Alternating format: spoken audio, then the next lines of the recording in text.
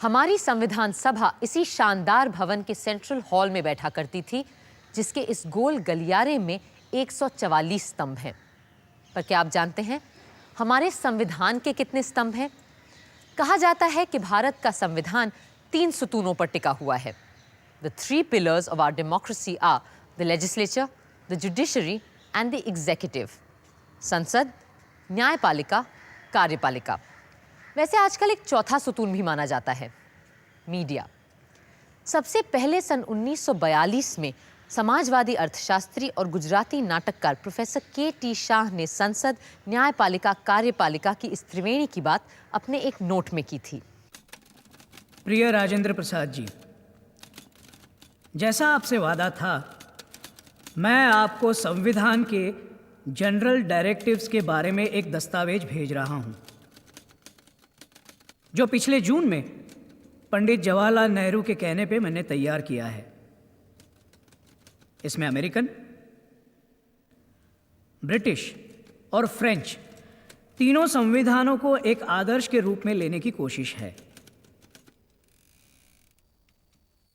सरकार के कार्यकलाप और संघ के दूसरे अंगों के काम को भी अलग और स्पष्ट करने की चेष्टा मैंने की है। संघ के इन 3 स्तंभों में से प्रत्येक का एक पृथक और स्वतंत्र अधिकार क्षेत्र होना ही चाहिए। जैसा प्रोफेसर के.टी. शाह ने कहा, संविधान सभा के सामने कई मॉडल्स थे। ब्रिटेन की कैबिनेट सरकार, स्विट्जरलैंड की सीधी चुनी गई कार्यपालिका और अमेरिका का राष्ट्रपति मूलक शासन तंत्र। ऐसे में संविधान सभा के अध्यक्ष डॉक्टर राजेंद्र प्रसाद ने संवैधानिक सलाहकार सर बेनेगल नरसिंह राव को बुला भेजा। आइए आइए राव साहब, बैठिए। Thank you sir. अरे सर तो आप हैं, सर बेनेगल नरसिंह राव। अच्छा, ये बताइए कि क्या ये जरूरी है कि हम अपने संविधान को इंग्लैंड, स्विट्जरलैंड और अमेरिका के संविधान के आधार पर ही बनाएं? No, sir, absolutely not. There are several other models that we have with us, including those of Canada, Ireland, South Africa. But we need to study them all carefully and, according to our context and needs, choose those aspects which we can incorporate in our constitution. Exactly. I couldn't agree with you more. लेकिन आपकी तरह सब लोगों को, यहाँ तक कि हमारे अच्छे वकीलों को भी दुनिया के संविधानों के बारे में मालूमात कहाँ है? Yes, sir. That is why I thought of drafting a questionnaire, which we will send out to all our members, asking for their written opinion about the rights and the formation of the executive, and also begin telling them about the choices made by other countries.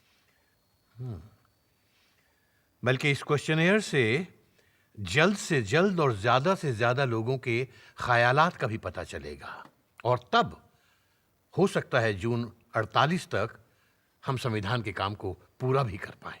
Yes, sir. I will immediately begin drafting the questionnaire and send it out to all members of the central and provincial assemblies. Thank you. 17 मार्च 1947 को constitutional adviser sir B N. Rau ने 27 सवालों की एक प्रश्नोत्तरी बनाई। इसमें हर तरह के सवालों के साथ दुनिया भर के संविधानों के उदाहरण भी सामने रखे गए थे। जैसे, क्या राष्ट्रपति को दोबारा चुना जा सकता है? सवाल के साथ लिखा था, अमेरिका में रूजवेल्ट के अपवाद के अलावा जिन्हें 4 बार चुना गया, राष्ट्रपति का निर्वाचन केवल 2 बार हो सकता है। वहीं स्विट्जरलैंड में राष्ट्रपति को दोबारा चुने जाने का अधिकार ही नहीं है, और आयरलैंड में राष्ट्रपति का चुनाव केवल 1 और बार हो सकता है। सभी राज्यों की विधानसभाओं और संविधान सभा के सदस्यों को ये प्रश्न पत्र भेजा गया। What should be the designation of the head of the Indian Union? It should be president. No. Rashtrapati. Sounds more Indian. It is president for me. What should be his term in office? It should be 4 years. 6, I think. Should he be eligible for re-election? Yes. But not for more than 2 consecutive terms like in United States of America. Yes, but for a further period of not more than 3 years. What should be the nature and type of the Union executive? British, that is parliamentary, or American, which is presidential, or Swedish, which is a mixture, or something else? Parliamentary, of course. For once, I agree with you. Parliamentary. Parliamentary it is. सिर्फ 2 जवाब? Yes, sir. From Dr. Shyama Prasad Mukherjee of Bengal and Sardar K.M. Panikkar of Travancore, and 7 more from the provinces. लेकिन राव साहब, ऐसी हालत में हम constitution के खाके को लेकर आगे कैसे बढ़ेंगे? Don't worry, sir.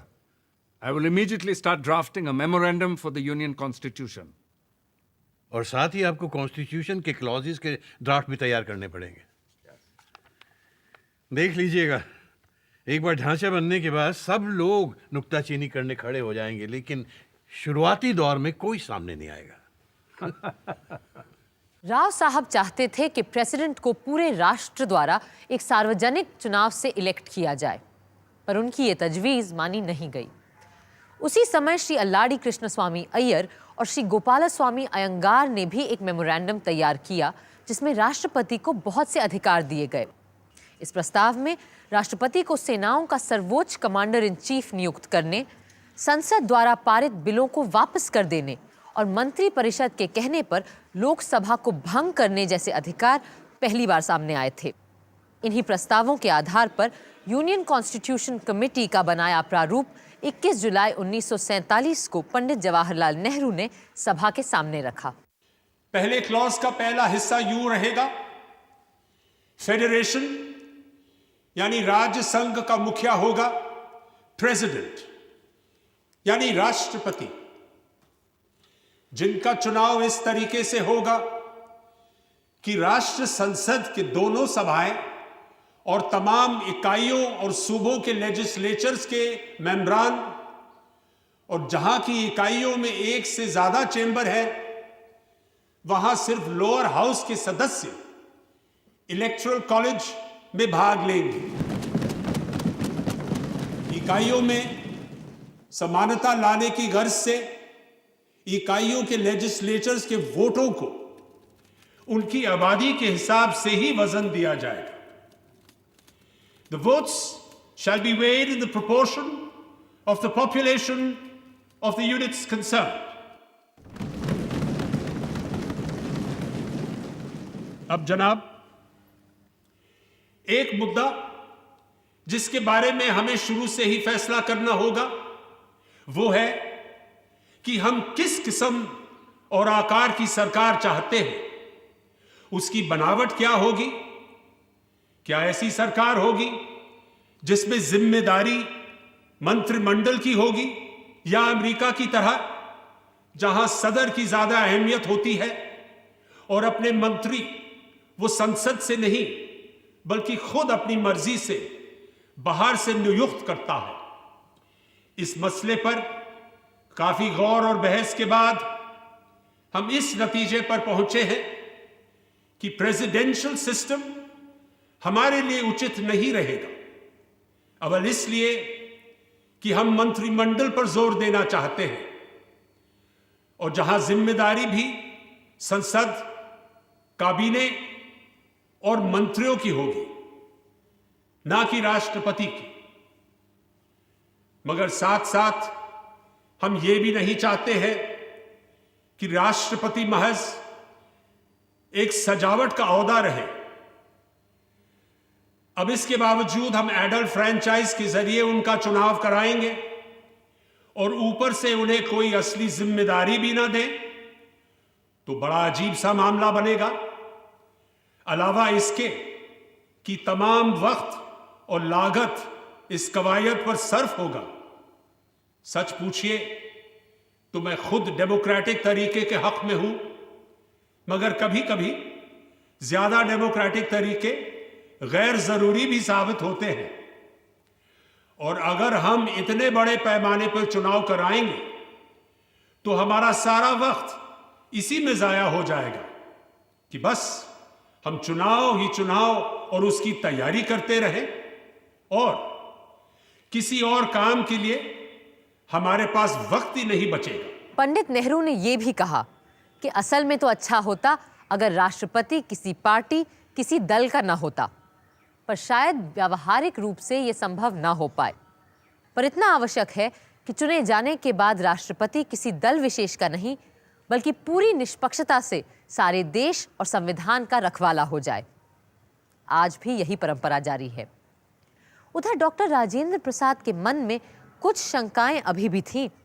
राव साहब, द क्वेश्चन इज कि क्या राष्ट्रपति के पास मंत्रिमंडल द्वारा भेजे गए बिलों को स्वीकार करने या अस्वीकार करने का अधिकार होगा या नहीं होगा? In my opinion, no. और अगर वो बिल संविधान के खिलाफ जाता हो तब भी ये बात लागू होगी? Sir, if the president, in some particular case where his view differs from that of his ministers, but accepts their views in deference of the convention, and that act should result in a breach of the Constitution, then the responsibility for that lies with the ministers and not with the president. और अगर no party has a majority in the house और ऐसी collision सरकार चुनाव हार जाती है, तो क्या तब भी प्रेसिडेंट को उस मंत्रिमंडल की सुननी पड़ेगी बनिस्बत इसके कि वो उसको डिसॉल्व करके एक नए प्रधानमंत्री को खड़ा कर सके? That is a difficult one, sir. But I think that a defeated ministry has no right to be advising the president in the selection of a new prime minister. और अगर वो प्रधानमंत्री जो खुद जनता का विश्वास खो चुका है राष्ट्रपति को सदन भंग करने की सलाह नहीं देता, तो क्या राष्ट्रपति उसकी मर्जी के खिलाफ जाकर सदन को भंग कर सकता है? Yes. In such circumstances, the president may select a new prime minister who is able to carry parliament with him. मैं बस यही दुआ करूंगा कि कभी किसी राष्ट्रपति के सामने ऐसी नौबत ना आए कि उसे कभी कोई ऐसा दिन देखना पड़े। मंत्रिमंडल संसद के सदस्यों से चुना जाए या मंत्रियों का चुनाव सीधे जनता द्वारा किया जाए या मंत्रियों को अमेरिका की तरह चुने जाने की जरूरत ही ना हो और वो केवल सरकार के मुखिया की मर्जी पर मंत्री बन सके, इस बात पर एक बार फिर बड़ी बहस शुरू हुई दिसंबर 1948 में। Mr. Vice President, I beg to move कि कैबिनेट में 15 मेंबर होने चाहिए जो पार्लियामेंट के दोनों हाउसेस अपने आपस में से चुनेंगे और इन 15 मेंबर में से फिर आपस में प्राइम मिनिस्टर चुनेंगे। दोनों चुनाव प्रोपोर्शनल रिप्रेजेंटेशन के तरीके से होगा जिसमें एक ट्रांसफरेबल वोट हुआ करेगा। मैं ये और कहना चाहूंगा कि जिस तरह की डेमोक्रेसी उस सिस्टम में पाई जाती है जिसे हम पार्लियामेंट्री डेमोक्रेसी कहते हैं, असल में डेमोक्रेसी है ही नहीं। आइंदा की सियासत का मेरा तस्वुर है non party politics. Sir, Switzerland में जब पार्लियामेंट के मेंबर का चुनाव होता है उसके बाद वो कैबिनेट के मिनिस्टर्स का भी आपस में चुनाव करते हैं। वहां एक पार्टी को सरकार बनाकर दूसरी पार्टियों को दबाना या उन्हें सताने का सवाल ही नहीं उठता। क्या आप मुझे ये बता सकते हैं कि स्विट्जरलैंड कोई देश है या कोई शानदार अंतरराष्ट्रीय hotel? You need not answer that question, Mr. Mehboob Ali Beg. The next amendment is in the name of Professor K.T. Shah. Sir, I move कि आर्टिकल 61 के क्लॉज 1 में with the prime minister at the head को हटा देना चाहिए। प्रधानमंत्री को संविधान के दायरे से बाहर रखने का यह कारण नहीं है कि मैं प्रधानमंत्री के पद के ही विरुद्ध हूं। ब्रिटेन के संविधान में आज भी प्रधानमंत्री का कोई स्थान नहीं है और प्रधानमंत्री को जो भी सामाजिक और शासकीय सम्मान और स्थान मिलता है वो इस वजह से कि उसके पास मंत्रिपरिषद का विश्वास है, न कि इसलिए कि संविधान उसे यह हक देता है। क्या मैं प्रोफेसर शाह से यह जान सकता हूं कि हालांकि वो ये कह रहे हैं कि बरतानिया के आइन में वजीर आजम या प्राइम मिनिस्टर का कोई वजूद नहीं है, पर क्या यह हकीकत नहीं है कि बरतानिया के आइन में वजीर आजम का वजूद एक हकीकत है? मैंने ये नहीं कहा कि प्रधानमंत्री के पद को ही निरस्त कर देना चाहिए, ऐसा कुछ भी नहीं है। मेरी मंशा सिर्फ इतनी है कि संविधान में हमें कैबिनेट के सारे मंत्रियों को बराबर का दर्जा देना चाहिए और किसी को भी अधिक महत्व नहीं देना चाहिए। इससे कैबिनेट की जिम्मेदारियों में एक फ्लेक्सिबिलिटी भी बनी रहेगी, जो अभी वहां नहीं है। मुझे यह भी प्रस्ताव रखना है कि जब भी कोई मंत्री और खास करके प्रधानमंत्री बदला जाए तो उसे पूरे संसद के सामने प्रस्तुत किया जाए और उस व्यक्ति पर सदन का विश्वास मत लिया जाए। और यदि कोई यह विश्वास मत प्राप्त करने में असफल रहे तो उसे तुरंत हटाकर उसकी जगह किसी और को नियुक्त किया जाना चाहिए। और अगर पूरे मंत्रिपरिषद को ही सदन का विश्वास ना मिले तो पूरे कैबिनेट को ही निरस्त कर देना चाहिए और उसकी जगह नया मंत्रिमंडल बनाया जाना चाहिए। जाहिर है ऐसे प्रधानमंत्री और कैबिनेट के बारे में संशोधन प्रस्ताव पारित नहीं हो पाए, लेकिन राष्ट्रपति के चुनाव को लेकर बहस बहुत बाद तक जारी रही और सन 1948 के अंत में संविधान सभा में प्रोफेसर केटी शाह ने एक अनुमोदन प्रस्ताव के जरिए फिर से ये मुद्दा उठाया। सर, मेरा अभी भी यही विचार है कि हम बहुत बेहतर व्यवस्था बनाएंगे अगर हम राष्ट्रपति का चुनाव सीधे सीधे सारी वयस्क जनता के वोट से करें, ना कि उस तरह घुमा फिरा के जैसा कि हम करने की सोच रहे हैं। आखिर यह भी तो सोचिए कि आपकी संसद कभी भी भंग हो सकती है, जबकि राष्ट्रपति का चुनाव एक सुनिश्चित अवधि के लिए होगा। इसीलिए मैं इस व्यवस्था की बात कर रहा हूं और आशा है कि आप इसे स्वीकार करेंगे।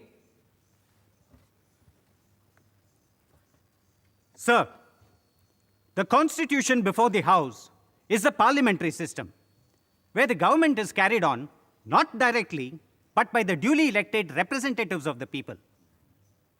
And in consonance with that principle, the framers of this constitution have wisely made the presidential election an indirect election and not a direct one as Professor Shah envisages.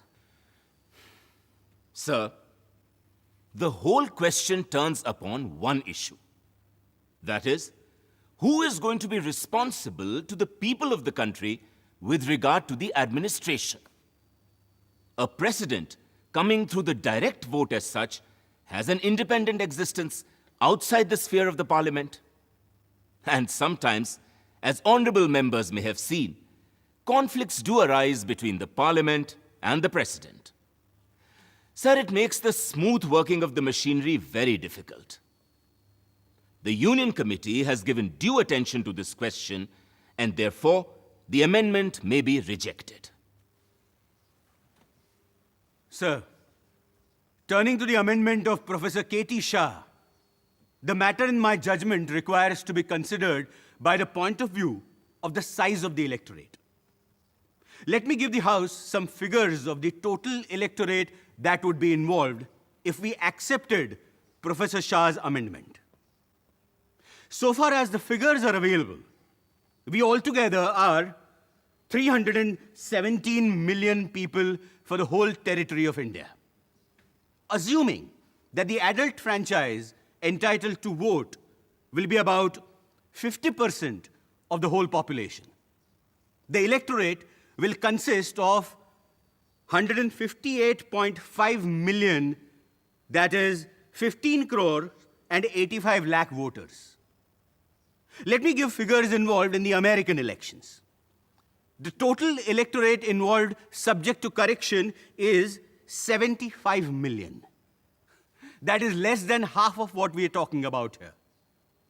The size of the electorate, therefore, in my judgment, forbids us from adopting adult suffrage in the matter of presidential election. We have provided that the president shall be elected by the members of the legislatures of the states and the two houses of the parliament who themselves are elected by adult suffrage. I therefore oppose the amendment.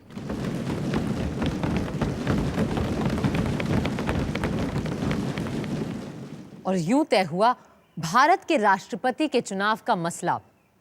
पर कार्यपालिका के दूसरे पक्षों को लेकर बड़ी बहसें हुईं। अल्पसंख्यकों के नुमाइंदे चाहते थे कि एक नॉन पार्लियामेंट्री एग्जीक्यूटिव सरकार बनानी चाहिए और मंत्रिमंडल का चुनाव धर्म जाति के अनुपात में प्रोपोर्शनल रिप्रेजेंटेशन द्वारा किया जाना चाहिए। खुद कांग्रेस पार्टी के दलित नेता भी चाहते थे कि अल्पसंख्यकों और हरिजनों को मंत्रिमंडल में आरक्षण दिया जाए। डॉक्टर अंबेडकर ने तो इस बारे में एक पर्चा ही तैयार कर डाला। The application of the British system to India will mean British parliamentary system.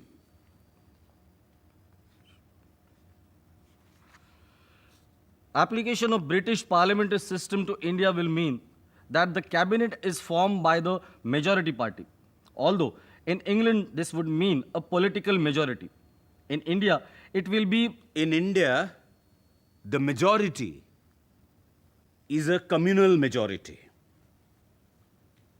No matter what social and political programs it may have, the majority will always retain its character of being a communal majority.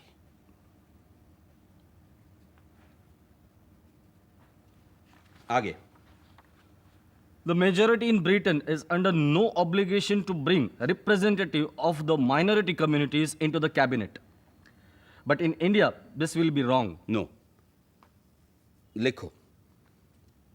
In India, it will be forever threatening and prove a menace to the life, liberty, and pursuit of happiness of minorities in general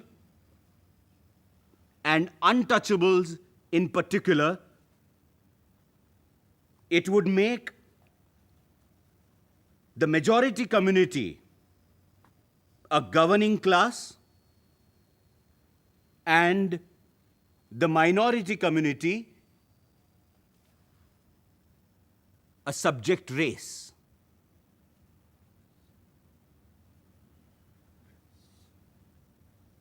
अब इसे print करने के लिए भेज दो। सरदार, मुस्लिम league और अंबेडकर साहब की तो बात समझ में आती है, लेकिन अब अपने जगजीवन बाबू भी चाहते हैं कि कैबिनेट में माइनॉरिटीज और बैकवर्ड्स को रिजर्वेशन दिया जाए। माइनॉरिटी के प्रोपोर्शनल रिप्रेजेंटेशन की बात मानी नहीं गई, इसलिए घुमाकर कान पकड़ना चाहते हैं। और क्या? पर उन्हें इस बात पर विश्वास क्यों नहीं होता कि डेमोक्रेसी में खुद लोग ध्यान रखेंगे कि ज़्यादा से ज़्यादा लोगों का साथ और नुमाइंदगी सरकार को मिले। और ड्राफ्टिंग कमेटी ने भी यही कहा है कि जहां तक मुमकिन हो राष्ट्रपति को इस बात पे ध्यान रखना चाहिए कि कैबिनेट में अलग अलग ग्रुप्स और माइनॉरिटीज की नुमाइंदगी होनी चाहिए। पर ये लोग इतनी आसानी से मानेंगे नहीं और सब कमेटी में वोट की जीत करेंगे। पार्टी की तरफ से व्हिप जारी करना होगा इस बारे में। बात बात पर व्हिप जारी करना ठीक नहीं है। प्रस्ताव पर वोट होगा तो देखा जाएगा। जब डेमोक्रेसी अपनाई है तो वोट से क्या डरना। लेकिन एक बात जो सबको समझनी चाहिए, किसी भी आईन में सब बातें लिखी नहीं जा सकती। कुछ ऐसी बातें होती हैं जिसे टैसिट कन्वेंशंस के लिए भी छोड़ना चाहिए। मैं यहीं ठहरता हूं, आप अपनी दौड़ पूरी कर आइए। हमें अपने आप, अपने मुल्क और अपनी सरकार पर भरोसा करना सीखना पड़ेगा।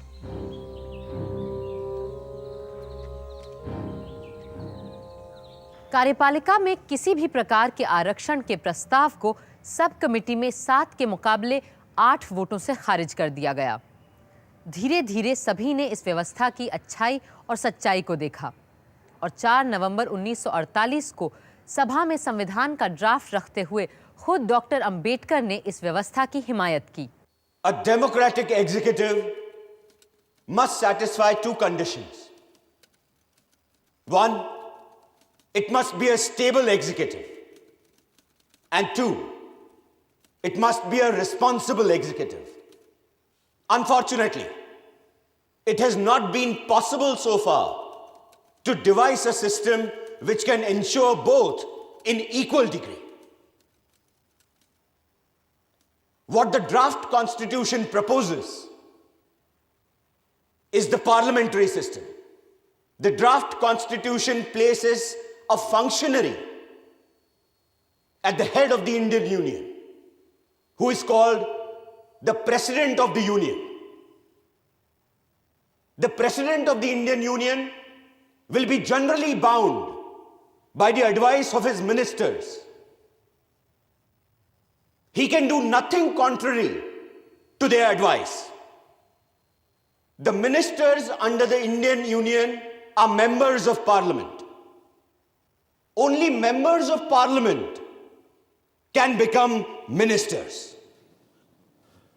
अगर हम अपने यहाँ नॉन पार्लियामेंट्री एग्जीक्यूटिव को लेकर आएं तो कैबिनेट के लोग निशा खातिर होकर आराम से अपना काम कर सकेंगे, वरना अपने वजूद के लिए अपने हिमायतियों के रहमो करम पर रहना पड़ता है। और इसीलिए पार्लियामेंट्री एग्जीक्यूटिव में सरकार कमजोर पड़ जाती है और वजीरों को अपने फिरके, कौम या जात के हिमायतियों के भरोसे पे कायम रहने पर मजबूर होना पड़ता है।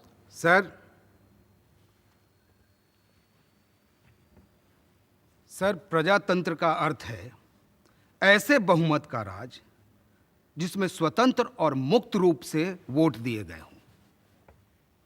पर हमारे देश में ऐसा देखा जाता है कि वोट स्वतंत्र नहीं होते, बल्कि कुछ लोगों के प्रभाव में डाले जाते हैं, और जैसे ही वोट प्रभावित हुए प्रजातंत्र समाप्त हो जाता है। सर, इसीलिए मेरा यह कहना है कि ऐसे पार्लियामेंट्री सिस्टम को हमें हटा देना चाहिए। संसदीय प्रणाली में विभिन्न पार्टी के लोगों को भरमा के वोट हासिल करते हैं ताकि बहुमत पाके अपनी सरकार बना सके। सर, यह बहुत ही गंभीर और खतरनाक बात है और हमें साफ दिखाई देता है कि ऐसे लोग सिर्फ अपने रिश्तेदारों और पार्टी के लोगों को ही खुश करने के लिए सारे काम करते हैं, सारे। पर प्रोफेसर केटी शाह और कई दूसरे लोग संविधान में सोचे गए 3 स्तंभ, संसद, न्यायपालिका, कार्यपालिका के सारे प्रावधानों से संतुष्ट नहीं थे। उपसभापति ji, sir, I beg to move संघ के मुख्य अंगों संसद, कार्यपालिका और न्यायपालिका के अधिकारों को एक दूसरे से पूर्णतः पृथक होना चाहिए। सर, मेरे विचार से ये एक चीज सारी दूसरी बातों से अधिक महत्व की है अगर हमें सिविल लिबर्टीज और रूल ऑफ लॉ को बचाना है। यह बहुत जरूरी है कि न्यायपालिका किसी भी शक और शुबे के दायरे से ऊपर रहे और इसीलिए उसे किसी भी प्रदूषण से बचाना जरूरी है। उम्मीद है मेरी खरी बात किसी को बुरी नहीं लगी होगी। न्यायपालिका को किसी भी राजनीतिक पूर्वाग्रह की छूत से भी बचना होगा और हर राजनीतिक पार्टी में यह बीमारी होती ही है। यही तर्क थोड़ा सा बदलकर संसद और कार्यपालिका पर भी लागू होता है। कार्यपालिका अगर चाहे तो संसद को भ्रष्ट कर सकती है। कार्यपालिका संसद सदस्यों को पोस्ट और मंत्री पद के तोहफे देकर उनके वोट खरीदने की ताकत रखती है। पश्चिम से आई जिस पार्लियामेंट्री व्यवस्था को हम अपनाने जा रहे हैं उसका सबसे बड़ा रोग यही है कि किसी को पद देते समय यह देखा जाता है कि वो वोट कितने ला सकता है, न कि यह कि वो देश और समाज की सेवा कितनी कर सकता है। अभी से आने वाले मंत्रियों पे आरोप मत लगाइए। मुझे पता है कि मेरी आवाज यहां नक्कार खाने में तूती की आवाज की तरह है, पर फिर भी मैं अपनी बात आपके सामने रखूंगा और यही कहूंगा कि हम कोई बहुत स्वस्थ परंपरा नहीं डाल रहे हैं। हम सबके लिए और देश के लिए यही अच्छा रहेगा कि हम एग्जीक्यूटिव, जुडिशरी और लेजिस्लेचर के तिगदे को किसी एक सर्वशक्तिमान कैबिनेट की जकड़ से बाहर रखें। पर दूसरों के ख्याल भी दूसरे थे। Sir, I oppose the new clause. My main reason is that this House is wedded to a parliamentary system of democracy. And this new clause is out of place in such a constitutional structure. व्यक्तिगत तौर पर मुझे लगता है कि यदि उन पर छोड़ दिया जाए तो डॉक्टर अंबेडकर अमेरिकन तंत्र को ही पसंद करते, और बहुत हद तक मैं उनसे सहमत भी हूं कि हमारी मौजूदा संसदीय प्रणाली में बहुत सारी कमजोरियां हैं। हमने कितने ही सूबों में देखा है कि कैसे राजनीतिक पार्टियों के मंत्री 4-4, 5-5 सदस्यों के दलों को घूस देकर खुश रखने की कोशिश करते हैं ताकि उनका बहुमत और उनकी सत्ता बनी रहे। शायद ये हमारी गुलामी है कि हम ब्रिटिश सरकार के तंत्र को अपनाने में ही लगे हुए हैं, उसी कोशिश में लगे हुए हैं। यदि ऐसा ना होता तो हमने अमेरिकन सिस्टम को अपनाया होता। वहां जुडिशरी और लेजिस्लेचर और एग्जीक्यूटिव एक दूसरे से बिल्कुल स्वतंत्र हैं।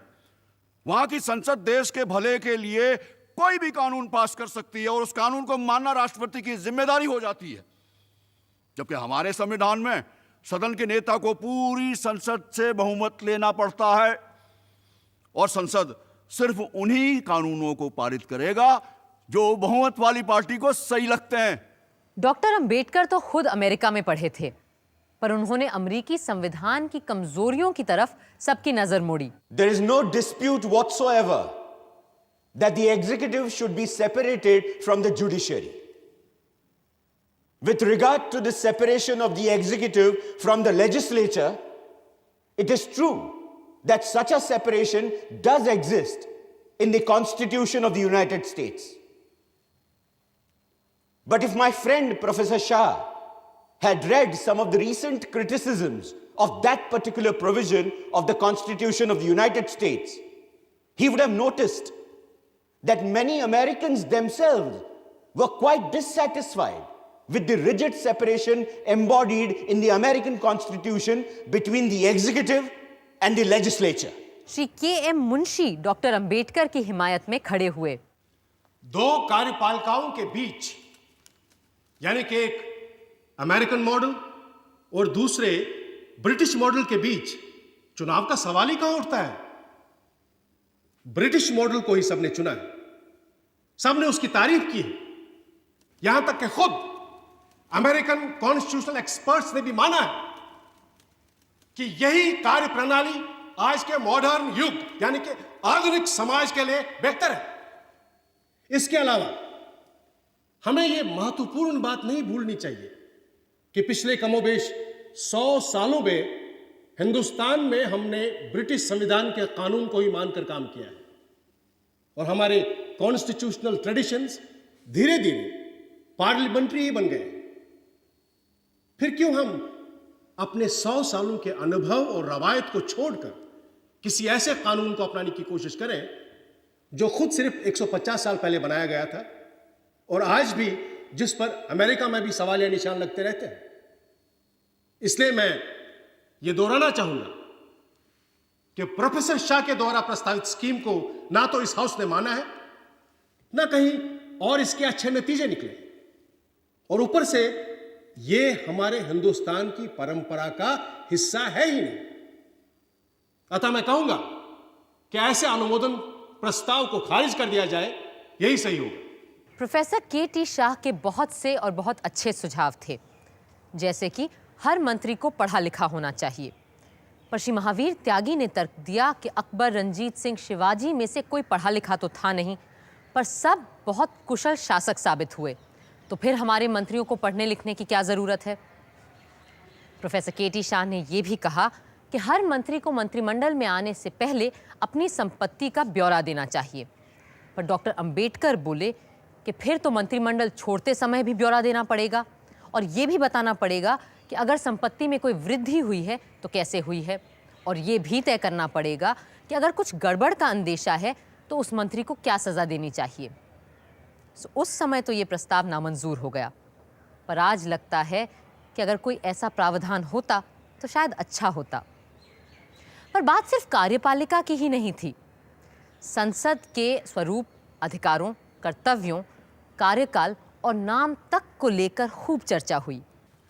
So, I beg to move that the legislative power of the Federation shall be vested in the Parliament of the Federation, which shall consist of the President and the National Assembly, comprising two houses, the Council of States and the House of the People. It seems, sir, that it is unnecessary to have this expression, National Assembly, coming between the Parliament and the two houses. It is therefore desirable to omit National Assembly. Sir, मेरा amendment है कि parliament of the federation के लिए हमें Congress of the federation का नाम तय करना चाहिए। सर, जो आज़ादी हमने पाई है वो हमें भारतीय राष्ट्रीय कांग्रेस के परचम तले ही मिली है और कांग्रेस का नाम हमारे संविधान में भविष्य के लिए अमर हो जाना चाहिए। कुछ अरसे के बाद बेगम साहिबा एजाज रसूल ने भी यही बात सभा के सामने रखी। जनाब सदर साहब, आई बेग टू मूव कि लेजिस्लेचर ऑफ द यूनियन का नाम हमें इंडियन नेशनल कांग्रेस रखना चाहिए और इसमें एक प्रेसिडेंट हो और 2 सदन हो जिनके नाम हो the Council of States and the House of the People. सूबों की सभा और जनसभा। ये प्रस्ताव रखने वाले सारे सदस्य गैर कांग्रेसी थे, किंतु कांग्रेस के श्री अनंत सयनम अयंगार ने बड़े पते की बात की। Sir, it is the Congress which fought for the freedom of this country. Therefore, these friends, though they are not participants of this organization, nevertheless recommend that it should be associated with the name of the Parliament of the Union. However laudable this may be, it would lead to the accusation that the Congress has established one-party rule in the country, and it has even lent its name to the Parliament of the Union. Sir, if accepted, this may prove to be the death knell of the Congress. It would no longer be able to function as a political party which can fight reactionary parties. These parties which are raising their heads today and are mostly based on caste, community and religion. यूं संसद के 2 सदनों के नाम रखे गए, राज्यसभा यानी council of states और लोकसभा यानी हाउस ऑफ पीपल। इन सदनों की मियाद को लेकर भी कई मत थे।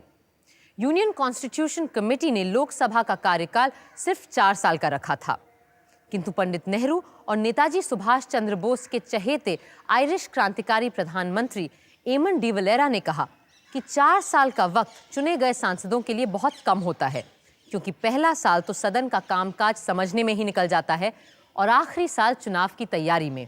इसलिए लोकसभा का कार्यकाल कम से कम 5 साल का होना चाहिए।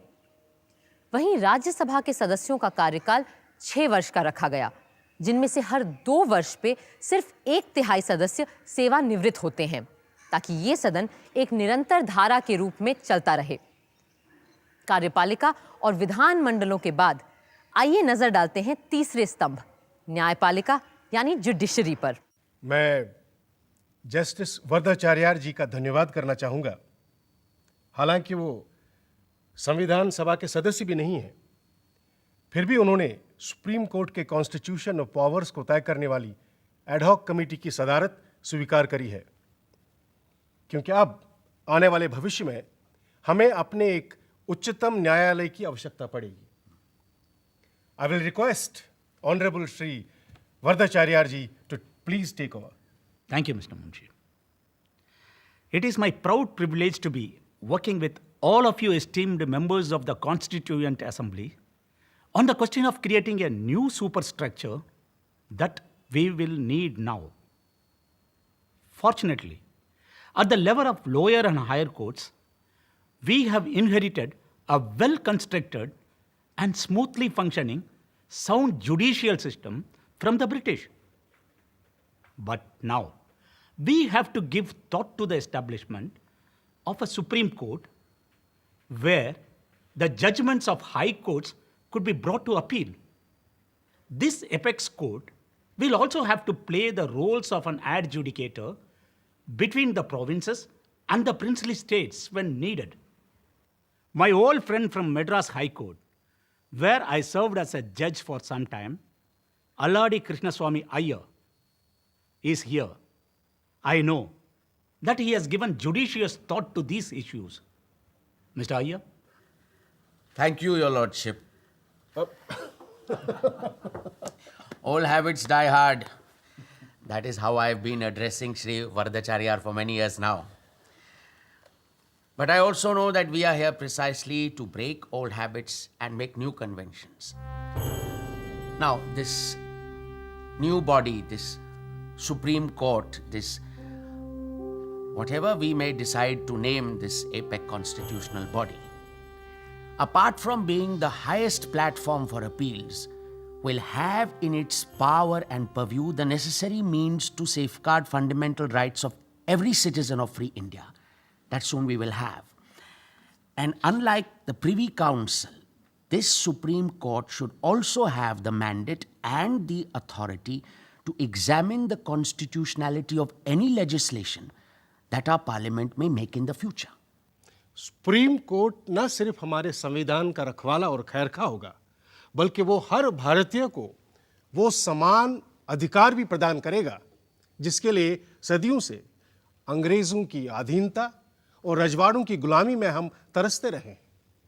हमारा उच्चतम न्यायालय उस सामाजिक क्रांति का वो धारदार हथियार भी होगा जो पुरानी बेड़ियों को काटकर हमें मुक्त करेगा।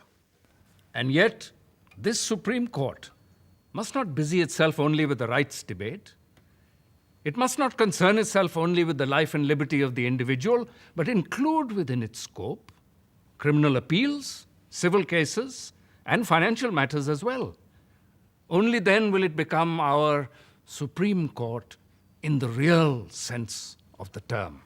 यूं नींव पड़ी एक नई न्यायपालिका की, पर जहां तक संसद और न्यायपालिका के बीच के अंतर संबंधों का सवाल था और दोनों में से कौन छोटा कौन बड़ा का प्रश्न था, 13 दिसंबर 1948 को एक बड़े पते की बात की डॉक्टर B.R. अम्बेडकर ने।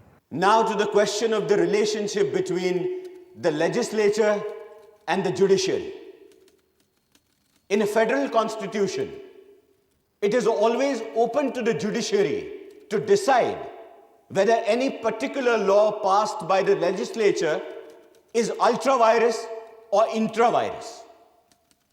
In other words, the judiciary would be endowed with the authority to question the law, not merely on the ground whether it was in excess of the legislature's authority, but also on the ground that whether the law was a proper law.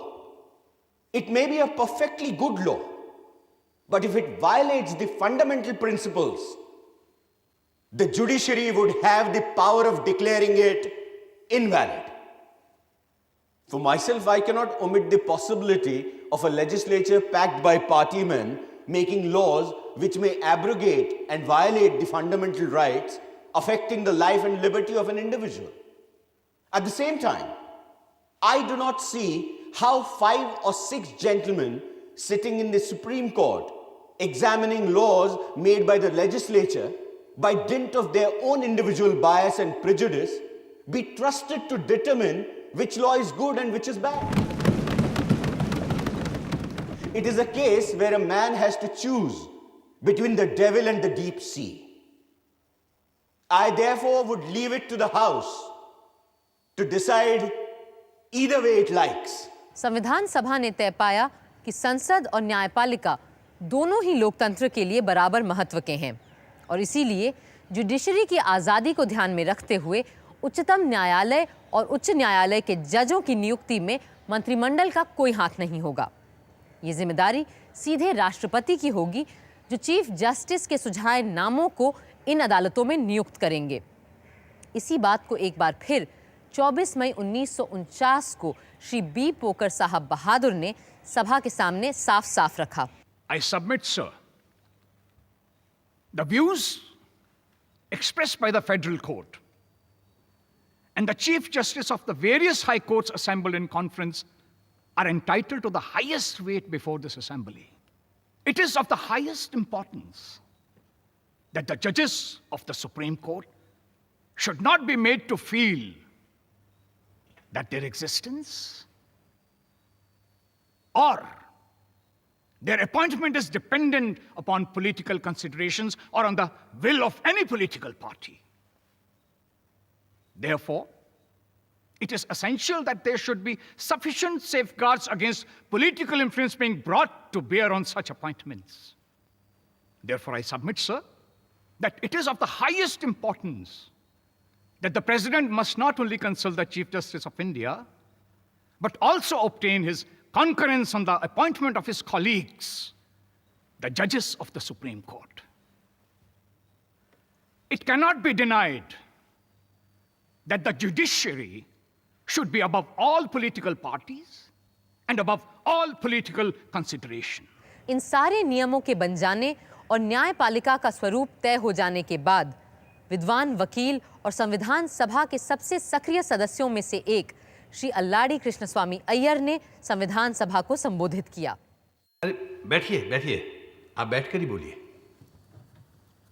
The Constitution has accorded the proper place to the judiciary as it should be in a written and especially in a federal constitution. The Supreme Court in India, under the Indian Constitution, as this House is aware, has wider powers than the highest court in any known federation, including that of the United States of America, where the Supreme Court is not a general court of appeal. It is the ultimate arbiter in all matters involving the interpretation of the Constitution. While there can be no two opinions on the need for maintenance of judicial independence, both for safeguarding of individual liberty and the proper working of the Constitution, it is also necessary to keep in view one important principle. The doctrine of independence is not to be raised to the level of a dogma so as to enable the judiciary to function as a kind of super legislature or super executive.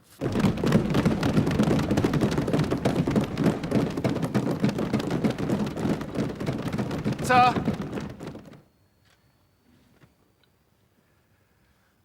my friend, Mr. Aladi Krishnaswamy Iyer pointed out, and rightly so, that the judiciary should not place itself as an imperium in imperio.